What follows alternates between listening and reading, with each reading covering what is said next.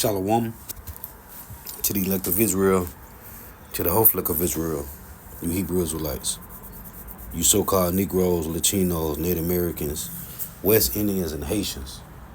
Gotta give all praises, honor, and glory to Yahweh Bahashim Yahushua.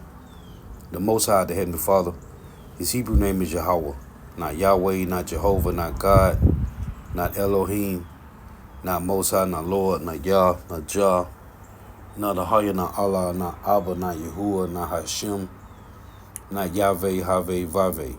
It's Yahweh. And his only begotten son name in the Hebrew is Yahushua. Not Yahshua, not Yeshua, not Jesus Christos, not Jesus Christ, not Serapis Christos, not Yeshaya, not Yehoshua, not Yahusha, not Yeshua, not Jesus Christos. It's Yahushua. So got to give all praise, honor, and glory to Yahweh, Bahashim, Yahushua, Bahashim, Rikah, Kodash. Double honor to the apostles, elder, bishop, and elders, a great millstone who rule well, who teach well, who are the apostles and elders of all of Israel, whether accepted or not. And a sincere salutation to all the Akim believing this truth and pushing this truth throughout the four winds of the earth, the entire world, shedding light to the whole elect. Shalom to the Akwath who are listening learning. If you sisters who are listening learning. I'm Isaiah from Jeremiah 11, Camp Prophet of Doom, coming into another lesson of true facts, faith, and edification, another day of edification, Lord willing, this be edifying. This is copyright disclaimer under Section 107 of the Copyright Act 1976. Allowance is made for fair use for purposes such as criticism, comment, news reporting, teaching, scholarship, and research. Fair use is a use permitted by copyright statute that might otherwise be infringing. Non-profit educational or personal use tips the balance in favor of fair use. This is for educational purposes only. This is not for monetary gain. I do not own the copyright to this video. This is for educational purposes Everyone knows only. Rome fell, but what most people don't know is why. And if you understood the real reasons, the actual mechanisms that destroyed the greatest empire in human history, you'd see them playing out right now in America. Same patterns, same arrogance, same ending. In the 5th century, Romans believed their empire was eternal. They had the strongest military, the reserve currency of the known world, and technologies that seemed almost magical. Their citizens were comfortable, entertained, and completely convinced that collapse was impossible, until the day it wasn't. If you've noticed prices rising faster than your salary, if you've wondered why America spends more on military than the next 10 countries combined, or if you've ever felt like you're being distracted from something important, you're not paranoid. You're watching history repeat itself in real time. Before we dive deeper, tell me in the comments, where are you watching from, and what's one thing about the economy that keeps you up at night? I read every comment, and your perspective matters. And if you want to understand where this is all heading, hit subscribe, because this story will change how you see every news headline from this point forward. Rome didn't fall because of barbarians. That was the final symptom, not the cause. The empire hollowed itself out from within through 3 specific mechanisms, and America is following the same playbook. First, currency debasement. Rome systematically destroyed the value of its money, turning gold and silver coins into worthless metal. Sound familiar? Second, military overextension. Rome stretched its legions across 3 continents, bleeding resources to maintain an empire it could no longer afford. Check America's military budget lately? Third, bread and circuses. Rome kept its citizens docile with free grain and endless entertainment while the system crumbled around them. Today, it's stimulus checks and social media. These aren't vague similarities. They're precise parallels, and once you see them, you can't unsee them. Let's start with money, because this is where every collapse begins. In 64 AD, under Emperor Nero, the Roman denarius was nearly pure silver. It was trusted across the empire and beyond. Merchants from Britain to Egypt accepted it without question. That coin was a promise, a store of value, a foundation of trust. But Rome had a problem. Endless wars, massive infrastructure projects, a growing welfare state, and not enough revenue to pay for it all. So they did what governments always do when they run out of money. They cheated. They started shaving silver from the coins, mixing in copper and bronze. At first, just a little, then more, then more. By the year 200 AD, the denarius was less than 50% silver. By 265 AD, it was barely 5%. The coin looked the same. The stamp of the emperor was still there. But the value? Gone. And what happened? Prices exploded. What used to cost 1 denarius now cost 10, then 100, then 1,000. Merchants stopped accepting them. Soldiers refused to be paid in worthless metal. Trade collapsed. The economy seized up. This wasn't just inflation. This was the destruction of trust itself. Now, let's talk about America. In 1971, President Nixon did something that doesn't get talked about enough. He closed the gold window, ended the promise that dollars could be exchanged for gold. Since then, the dollar has been backed by nothing but trust. And how has America used that freedom? Since 1971, the dollar has lost over 85% of its purchasing power. The money supply has exploded. In 2020 alone, the US printed 40% of all dollars ever created. 40% in 1 year. The denarius took 2 centuries to collapse. The dollar is sprinting toward the same end in decades. Your grandparents could buy a house on a single income. A car cost a few $1,000s. College was affordable. Rome debased its currency slowly. America is doing it with a printing press on overdrive. The mechanisms are different. The result is the same. Rome, at its peak, controlled the Mediterranean, Western Europe, North Africa, and the Middle East. Legions were stationed from Scotland to Syria. Everywhere Rome conquered, it had to garrison. And garrisons cost money. Lots of it. By the 3rd century, military spending consumed more than half of Rome's budget. Soldiers demanded higher pay. Fortifications needed constant repair. And every new threat, from Persia to Germanic tribes, required more troops. The empire was trapped. Pull back and lose territory. Stay committed and bleed resources. So Rome did what desperate empires do. It raised taxes, squeezed provinces, confiscated wealth. And still it wasn't enough. The borders became indefensible. Not because Rome lacked brave soldiers, but because it lacked the wealth to sustain them. Now, look at America's defense budget. In 2024, it's over $850 billion. That's more than China, Russia, India, the UK, Saudi Arabia, Germany, France, Japan, and South Korea combined. America has about 750 military bases in 80 countries. Troops in Syria, Iraq, Afghanistan, Africa, Europe, Asia, everywhere. And the cost? It's not just the budget, it's the opportunity cost. That $850 billion could rebuild infrastructure, fund education, reduce debt. Instead, it maintains an empire that, like Rome, is increasingly difficult to defend and impossible to afford. During the Cold War, the Soviet Union collapsed under military spending it couldn't sustain. America watched it happen, learned nothing, and repeated the mistake. Rome's legions were the finest fighting force in history, but even the best soldiers can't prop up an economic system that's bankrupt. America's military is unmatched. But when the economy that funds it collapses, the bases close, the ships are mothballed, and the empire contracts, history doesn't care about exceptionalism. In 140 AD, the Roman poet Juvenal wrote about a population that had given up political power in exchange for 2 things, free grain and entertainment. Bread and circuses, he called it, and it worked. As long as Romans had food and games, they didn't ask questions. They didn't protest. They didn't demand accountability. The government provided free or subsidized grain to hundreds of thousands of citizens. The Colosseum hosted spectacles, gladiators, executions, mock naval battles, and Rome's elite loved it, because a distracted population is a controllable population. Fast forward to today. America doesn't have gladiators. It has Netflix, TikTok, Instagram, Twitter, YouTube. The average American spends over 7 hours a day on screens, not working, not creating, just consuming, scrolling, numbing. And when economic anxiety spikes, what does the government do? Stimulus checks. In 2020 and 2021, trillions of dollars were handed out, not to fix the economy, but to keep people quiet, to delay the reckoning. It's the same playbook, bread and circuses, direct deposits and dopamine hits. Think about it. When was the last time you saw mass protests about monetary policy? About the Federal Reserve printing money? About debt exceeding $34 trillion? You don't. Because people are too busy watching the circus of political theater, celebrity scandals, viral trends. The algorithm feeds you outrage, not understanding. Reaction, not reflection. Rome's citizens were given just enough comfort to surrender their power. America's citizens are given just enough distraction to ignore theirs. Here's the part that should terrify you. Rome's collapse wasn't sudden, it was gradual. A slow decay that took generations. And at every stage, Romans believed they were different, that they were exceptional, that the old rules didn't apply to them. They believed their currency would always be trusted, until merchants refused it. They believed their military would always protect them, until the borders collapsed. They believed their people would stay loyal, until they stopped caring. And by the time they realized what was happening, it was too late. The mechanisms of collapse were already irreversible. America is in the same denial. We're told the dollar is strong, that military spending ensures security, that technology and innovation make us immune to history. But none of that addresses the fundamentals. The US dollar is the global reserve currency, but for how long? Countries are already trading in yuan, rubles, and even cryptocurrencies to avoid dollar dependence.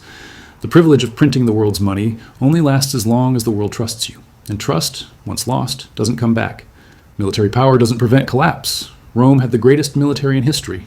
The Soviet Union had nuclear weapons. Britain ruled a quarter of the globe.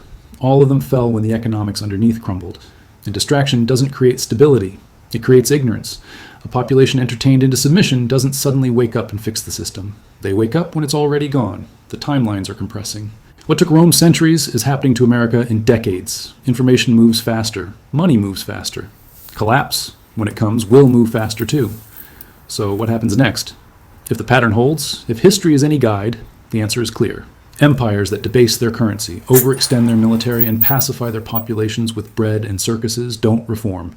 They collapse. But here's the uncomfortable truth. You can't stop it. The mechanisms are already in motion. Debt is too high. The money supply is too inflated. The military commitments are too vast. The distractions are too powerful. What you can do is protect yourself. Because when systems fail, individuals who saw it coming survive. History rewards the prepared and punishes the faithful. Rome's citizens, who held real assets, land, gold, goods, survived the collapse. Those who trusted the denarius were wiped out. Americans who understand that dollars are losing value, that the system is unsustainable, can position themselves accordingly. Tangible assets, skills that create value, communities that function outside fragile supply chains. The lesson isn't to panic, it's to pay attention, to stop believing in permanence and start preparing for change. Rome fell because Romans stopped believing it could, and by the time they took it seriously, the collapse was inevitable. America is following the same path. Currency debasement, military overextension, bread and circuses. The script hasn't changed, only the names and dates. So ask yourself, are we different this time?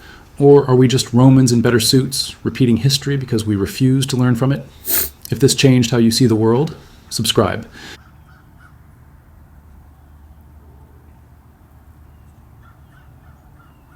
Hey, and that's exactly what it is. It's the same. He said, we the same Romans, different suits. Listen, he mentioned that ain't no gladiators. It is gladiators here in the New Rome, the revival Roman Empire. They are called UFC fighters, boxing, MMA, basketball, football, any athlete, all the athletes, they are all gladiators, man. So, when you're reading the scriptures, the scriptures explains the Roman Empire. You had these 4 kingdoms, right? Which was a Babylon, and then Babylon was taken down by the Medes and Persians. Then the Medes and Persians were taken down by the Greeks, which was the beginning rulership of the so-called white man, the self-proclaimed white man. Then you had the Roman Empire. These are the 4 beasts in Daniel chapter 7. You got Daniel chapter 2. Daniel chapter 2 goes into the 4 beasts. Daniel chapter 7 goes into the 4 beasts. When you go into Daniel 8, it goes into how Alexander the Greek conquered the Medes and Persians. Or the Persians and Medes, shall I say. So, then came the Roman Empire, which was the 4th beast. And it's all in the scriptures, man. And the complete understanding is here, starting with the apostles, elder, bishop, and elders of Great Millstone. Now, this guy just gave you the straight skinny, a 9-minute 55-second video of the revived Roman Empire is collapsing, just like the ancient one.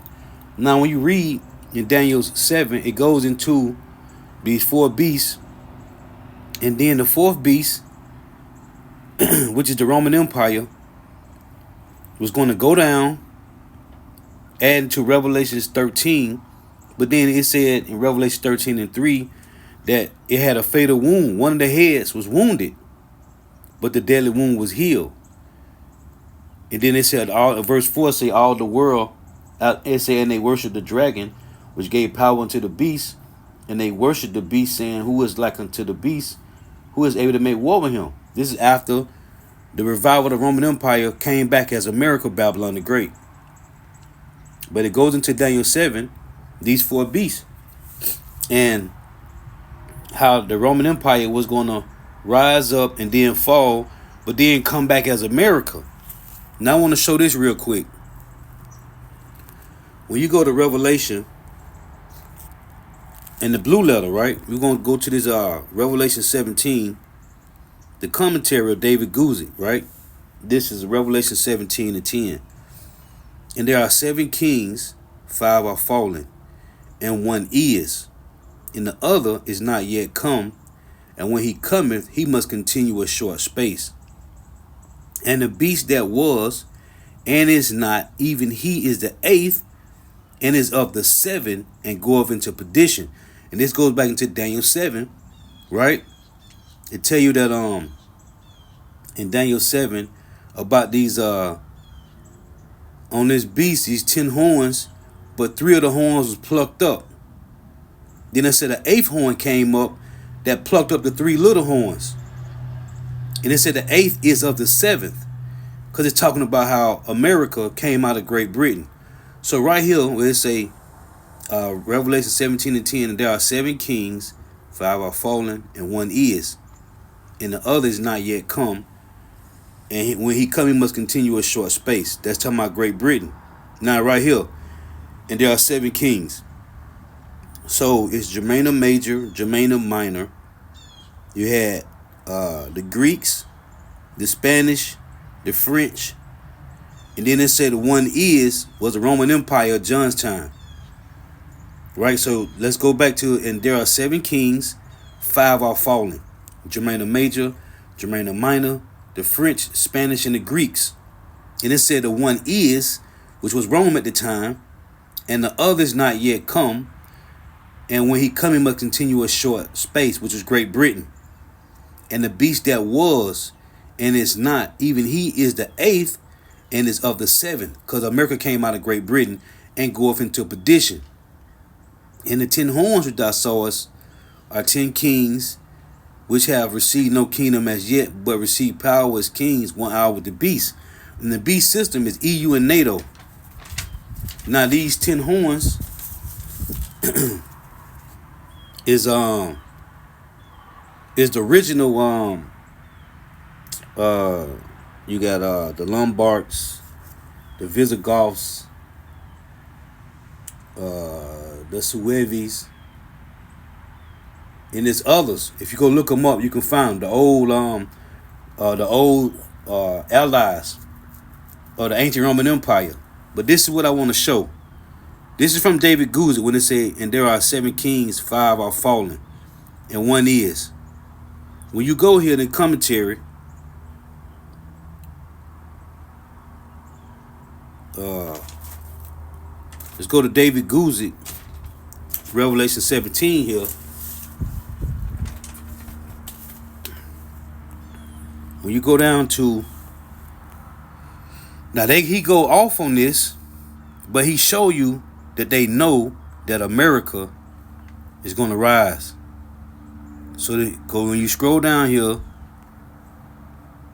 Revelation 17 and 10, right? It's from David Guzik. It reads, there also are 7 kings, 5 have fallen, 1 is, and the other has not yet come. And when he comes, he must continue a short space. Now this is his breakdown of the 5 that's fallen, right?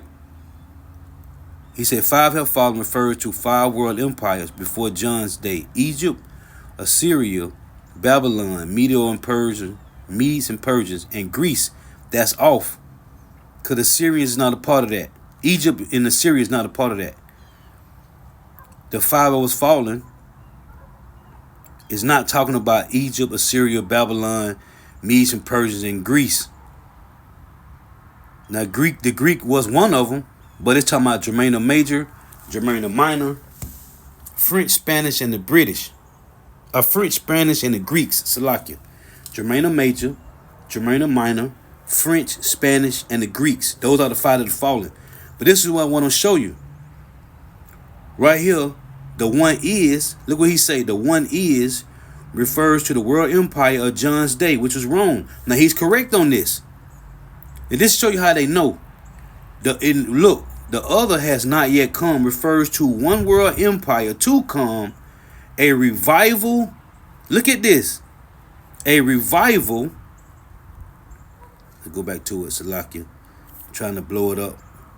A revival. Let me get all of it.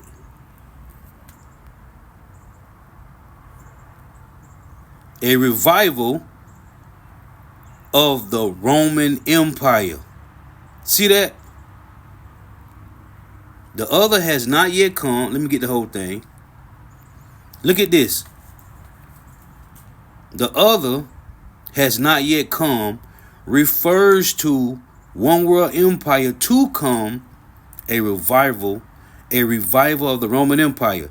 Now the other that has not yet come is talking about the Great Britain. It's talking about Great Britain, which he going off on this, but it shows you that they know that it's going to be a kingdom that's going to come on earth. It's going to be a revival of the Roman Empire. Just screenshot it. See? They know this, man. They know the other has not yet come refers to one world empire to come, a revival of the Roman Empire. So it shows you that they know. But this at this point, this talking about Great Britain, the one that has not yet come. I just want to show that. Now, see, they know this, man. This is Yahushua said this. Because this empire, according to 2 Peter 3, is going to be destroyed completely. Ain't going to be nothing left here standing. And this is what Yahushua said, Matthew 24:1. And Yahushua went out and departed from the temple, and his disciples came to him for to show him the buildings of the temple. And Yahushua said unto them, see ye not all these things? Verily I say unto you, that there shall not be left here one stone upon another that shall not be thrown down. What you talking about, America, Babylon the Great, man? It ain't gonna be nothing left here standing. Nothing. Now he went into the monetary system. And the scriptures is here, man. Habakkuk 2:6. Should not all these take up a parable against him and a taunting proverb against him, and say, woe to him that increaseth that which is not his? How long? And to him that laden himself with thick clay, which is the debt. And he was talking about, he went into the whole breakdown, the guy in the video, about this whole change of the money, man. The currency, which is worthless. It's the same. It's the deadly wound that was healed was the ancient Roman Empire going down, and North America coming out of it being the revived Roman Empire. Jeremiah 51:7. Babylon had been a golden cup in Yahweh's hand that made all the earth drunken. The nations have drunken of her wine, therefore the nations are mad. Babylon is suddenly fallen and destroyed. How for her take balm for her pain? If so be she may be healed. We would have healed Babylon, but she is not healed. And take balm for her pain is them QE, like he mentioned, print money, man. Print worthless money that's not backed by gold.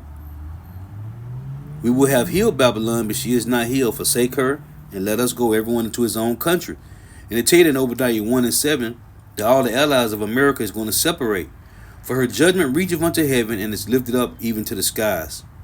So there is no healing this revival Roman Empire. And it's beautiful because, man, this Proverbs 21, this Proverbs 20 and 21. Let's go to this. How did the so-called white man get this kingdom? He got it hastily, man. You tell you that Alexander, when you read in Daniel 8, he conquered the known world swiftly, man. This is Proverbs 20 and 21. An inheritance may be gotten hastily. Inheritance is the land. An inheritance may be gotten hastily at the beginning. And what was the beginning? It was the Greek Empire, man. As the so-called white man says, civilization started with the Greeks. An inheritance may be gotten hastily at the beginning. And this is how Alexander the Great got his kingdom. He got the known world hastily at the beginning. But the end thereof should not be blessed. Let's go over here to Daniel 8. I just want to read this. Now, right here, this is Daniel 8:1. In the third year of the reign of King Belshazzar, a vision appeared unto me, even unto me Daniel, after that which appeared unto me at the first. And I saw in the vision, and it came to pass when I saw that I was at Shushan, in the palace, which is in the province of Elam, and I saw in a vision, and I was by the river Ulai. Then I lifted up my eyes and saw, and behold, there stood before the river a ram, which had 2 horns. And the 2 horns were high. It say, and the 2 horns were high, but one was higher than the other, and the higher came up last, which is the Persians. They came up last. I saw the ram pushing westward and northward and southward, so that no beast might stand before him. And neither was there any, and it's talking about men. The Lord likened men as to beasts, nations as to beasts. Solomon said in Ecclesiastes 3:18, the heathen nations, the heathen men, they just beasts. Even Aesop said the Israelites was like beasts before when the Lord removed his wisdom from us. But when the Lord gave us their wisdom back, we became as what we supposed to be, the righteous husbandmen of the earth. But we was beasts without the wisdom of the Lord. And that's why I say in Ecclesiastes 16, he that wants of understanding will think upon vain things and imagine follies, because he can't get the wisdom of the Lord. So all they can think of, they got a beast mind, man. The so-called white man and all the other heathen nations. I saw the ram pushing westward and northward and southward, so that no beast might stand before him. Talking about other men. Neither was there any that could deliver out of his hand, but he did according to his will and became great. It's talking about the ram, which was the Medes and Persians. As I was considering, behold, an he-goat came from the west on the face of the whole earth, and touched not the ground, and the goat had a noble horn between his eyes. This how swift he was. It say, and touched not the ground. And Alexander conquered the known world in 12 years, man. And the scriptures all link up with everything, with history, with what accounts of the so-called white man taking rulership in the earth. And he came to the ram that had 2 horns, which I had seen standing before the river, and ran unto him in the fear of his power. This is the beginning rulership of the so-called white man. And I saw him come close unto the ram, and he was moved with choler against him. Real quick, let's look at this word choler here. Let's look this up. Let's get this word choler. Because it said he came close unto the ram, and he was moved with choler against him. Let's see what this word means.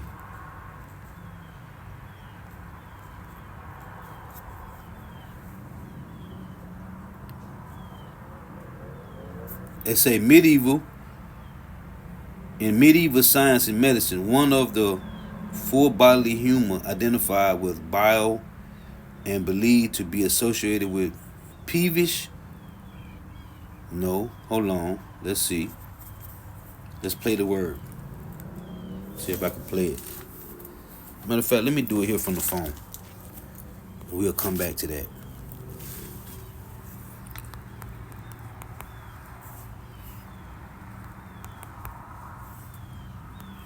Get it here.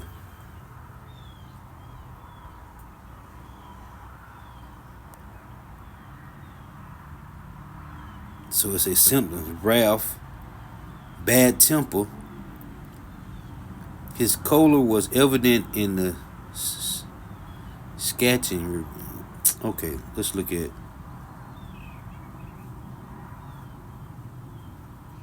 It's a choleric person was thought to have an excess of this humor, making them prone to anger and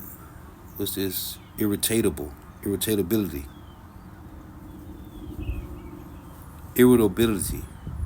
Let's see. The word is also the root of the word cholera, an infectious disease, meaning easily angered.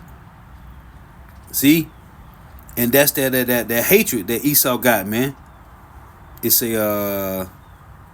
which was believed to cause a bad temper. Use an example in historical texts or when describing something that's happening out of choler, or wrath. What's the word? Okay. So, yeah. See if we give more detail. Anger. See? So, okay, let's go back.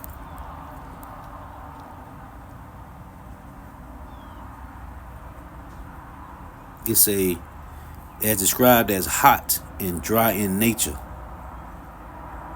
Angry, anger, excited by anger, inclined to anger. Man, okay. Irritated. Easily irritated. Okay. So let's go back.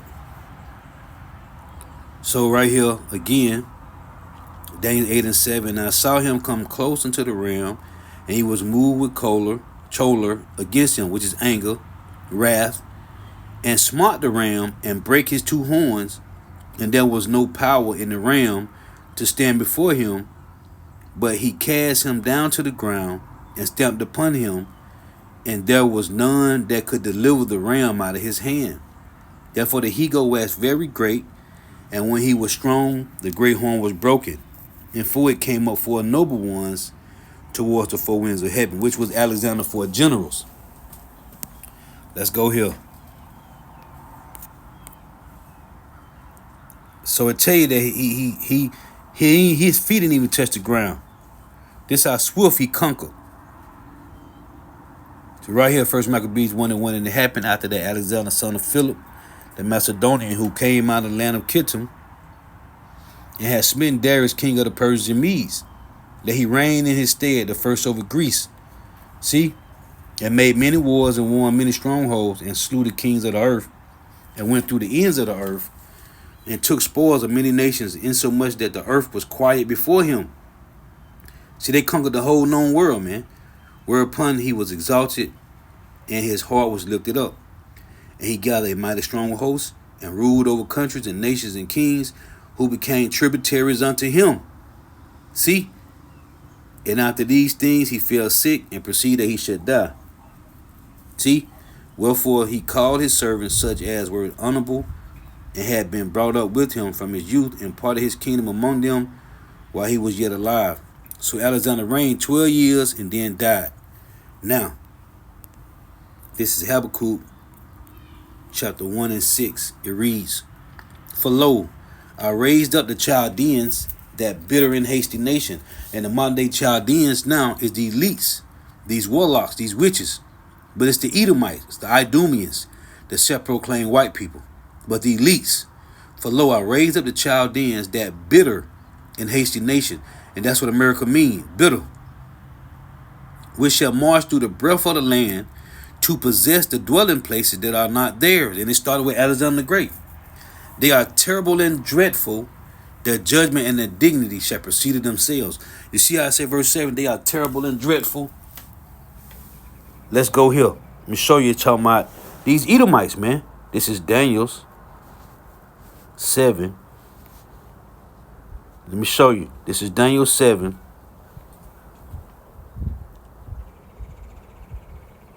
And verse, where is it? Hold on here.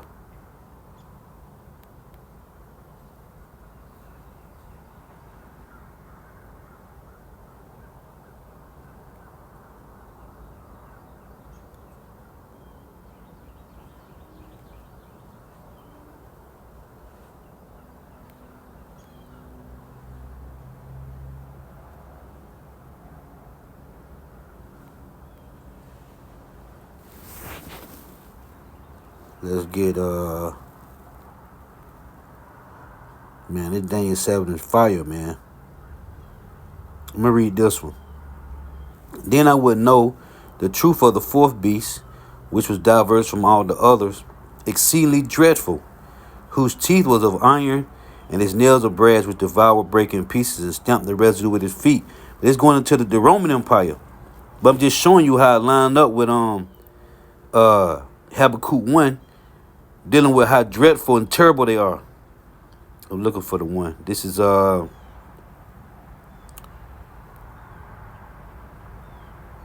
Where is it?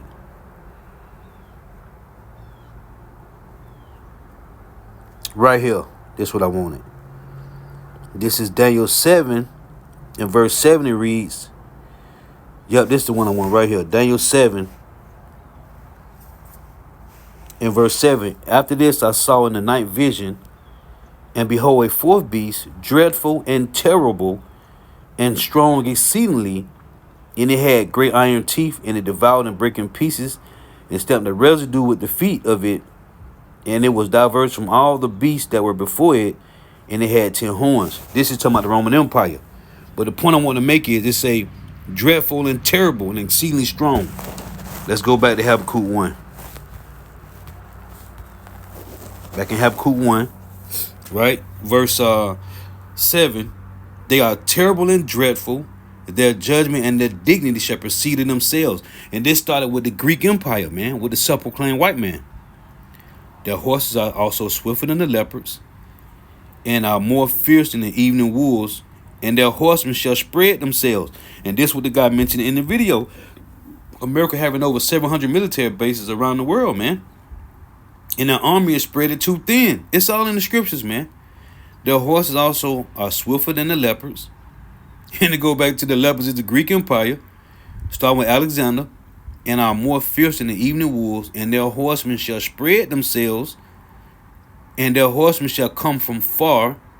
They shall fly as the eagle that hasteneth to eat. And the Edomites always use the eagle as their logo, as their sign. They shall come all for violence. Their faces shall sup up as the east wind, and they shall gather the captive as the sand. And they shall scoff at the kings, and the princes shall be a scorn unto them. They shall deride every stronghold, for they shall heap dust and take it. And this is what Esau Edom did, man. Starting with Alexander the Great, this is what them devils did. Now, and that's why I read this. Let's go back to Proverbs. This is Proverbs 20 and 21. It reads, an inheritance may be gotten hastily at the beginning, but the end thereof shall not be blessed. See, they got starting with Alexander the Great, the sepulchral white man conquered the known world hastily. An inheritance may be gotten hastily at the beginning, but the end thereof shall not be blessed. So now we're watching the end of this devil's kingdom, and it's not blessed. It's my closing precept. Job. Hey, they conquered the world quick, man. but the Lord is deteriorating it real slow, man. The Antiochus and Herod effect, man. The Lord killing these devils with worms. Hey, the worms covering them, like it said in Isaiah 14:11. The worms covered them, and the worms spread under them. Job 24 and 23. Though it be given him to be in safety, whereon he resteth, yet his eyes are upon their ways. Let's read verse 21. He evil entreateth the barren that beareth not, and doeth not good to the widow. He draweth also the mighty with his power. When he riseth up, it say, he riseth up, and no man is sure of life. Hey, and this was Alexander the Greek, man. When he rose up, but nobody sure of life, man. Because of who? The so-called white man. It was life before the so-called white man took rulership, man. He's anti-life and pro-death. Job 24 and 21. He evil entreateth the barren that beareth not, and doeth not good to the widow. He draweth also the mighty with his power. He riseth up, and no man is sure of safe. And no man is sure of life. And that's why I tell you when Proverbs 29 and 2, when the righteous are in authority, the people rejoice, but when the wicked bear rule, the people mourn. Because the so-called white man is in power. He draweth also the mighty with his power. Hey, through bribes, man. Through conquering with that sword. He draweth also the mighty with his power. He riseth up, and no man is sure of life.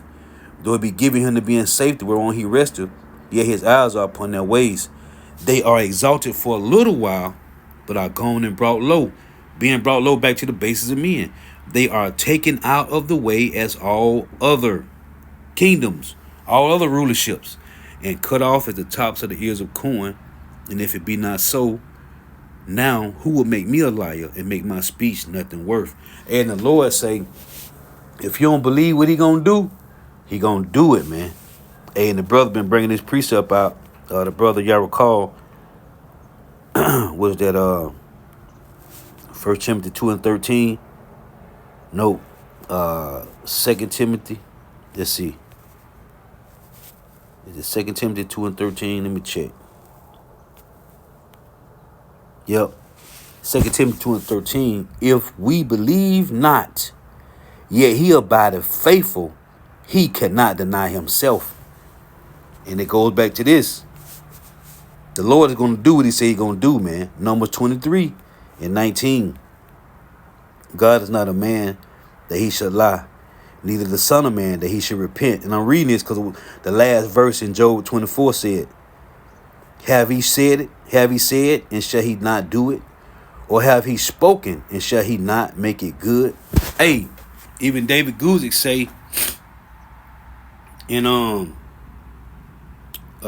Isaiah 63, in his commentary, he said that the Messiah is coming to take down the Edomites, man, for what they did to the Israelites. David Guzik say that, man. But it's in the scriptures first. Let's go back to this Job 20. This Job 24. Job 24 in the last verse. And if it be not so now, who will make me a liar and make my speech nothing worth? Hey, the Lord said he gonna do it, man. He gonna do it. He don't need nobody validation. As a matter of fact, let me go to this. Let me go to this David Guzik in Isaiah 63. Right here. Isaiah 63:1. Who is this that cometh from Edom with dyed garments from Bozrah? This that is glorious in his apparel, traveling in the greatness of his strength, I that speak in righteousness, mighty to save. Wherefore art thou red in thine apparel, and thy garments like him that treadeth in the wine fat? I have trodden the winepress alone of the people that was none with me. For I will tread them in my anger, and trample them in my fury, and their blood shall be sprinkled upon my garments, and I will stain out my raiment. For the day of vengeance is in my heart, and the year of my redeemed is come. And I looked, and there was none to help, and I wondered that there was none to uphold. Therefore my own arm brought salvation unto me, and my fury it upheld me. And I would tread down the people in my anger, and make them drunk in my fury, and I will bring down their strength to the earth. Because this is what the so-called white man been doing. He been taking, it said he derived every stronghold in Habakkuk 1, man. So the Lord's coming to take the so-called white man's stronghold, which is Babylon the Great. Now let's go to this commentary on David Guzik. Man, these scriptures is, man, fire, man. The Lord is serious. Here's David Guzik commentary on who is this that cometh from Edom with dyed garments from Bozrah? The one who is glorious in his apparel, traveling in the greatness of his strength. This is what he say. Who is this coming from Edom? This prophecy described the day of the Lord's vengeance. He has come from Edom in the sense that he has judged there first, and now comes to the land of Israel. As the Lord arrives, he is glorious in his apparel, traveling in the greatness of his strength. With dyed garments from Bozrah, is also significant. Bozrah was the capital city of ancient Edom, and the important city of Bozrah is singled out because its name means great gathering. And Isaiah developed a detailed comparison between treading grapes and pouring out blood. Look at what he say right here. God's act of judgment against Edom is clearly conceived to be a putting right of the wrong done to Zion, especially since the Edomites took advantage of Judah's weakness after the fall of Jerusalem to the Babylonians. Look, I who speak in righteousness mighty to save. He say,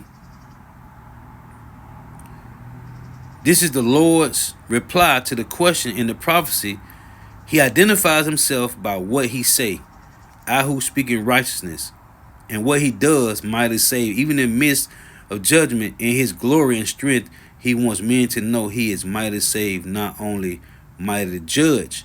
Now look at this, right? When you go down here, why is your apparel red? Look at this. The prophet asks why the garments of the Lord is red, and the Lord answered, I have trodden the winepress alone. Their blood is sprinkled upon my garments. This promise, look at this. Look at this. This promise is fulfilled when Jesus returns to the earth. And this passage is clearly behind passages like Revelation 19, 13 through 15. See?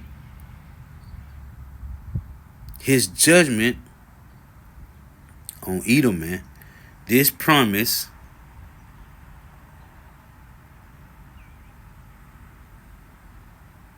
see it? This promise is fulfilled when Jesus returns to the earth. See? To do what? Up here. Up here. God's act of judgment against Edom is clearly conceived to be a putting right of the wrongs done to Zion, especially since the Edomites took advantage of Judah's weakness after the fall of Jerusalem to the Babylonians. See? This is the payback. God's act of judgment against Edom is clearly conceived to be a putting right of the wrongs done to Zion, especially since the Edomites took advantage of Judah's weakness after the fall of Jerusalem to the Babylonians. So the Lord said, what? Right here. This promise is fulfilled when Jesus returns to the earth. The reason his garment is going to be red. Yeah, man. Hey, so Lord was edifying. Let me give all praise, honor, and glory to Yahweh, Bahashem Yahweh Shah, Bahashem Rekah Kodash. Double honors to the apostles, elder bishop and elders of Great Millstone, who rule well, who teach well, who are the apostles and elders of all of Israel, whether concepted or not. In a sincere salutation to all the Akim believing this truth and pushing this truth with 4 ends of the earth, the entire world should like to the whole elect. Shalom to the Akwak who are listening learning. If you sisters are listening learning. Until next time I say Shalom. Wa Abba Ball.